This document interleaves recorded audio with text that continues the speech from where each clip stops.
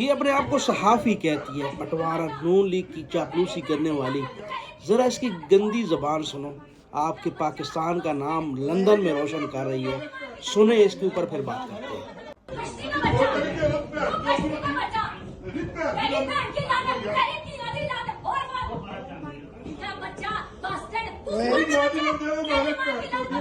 भाईजान हेलो यार, ऊपर सेक्रेटरी साहब बैठे हैं, आप लोग मीडिया वाले हो, क्या हो गया?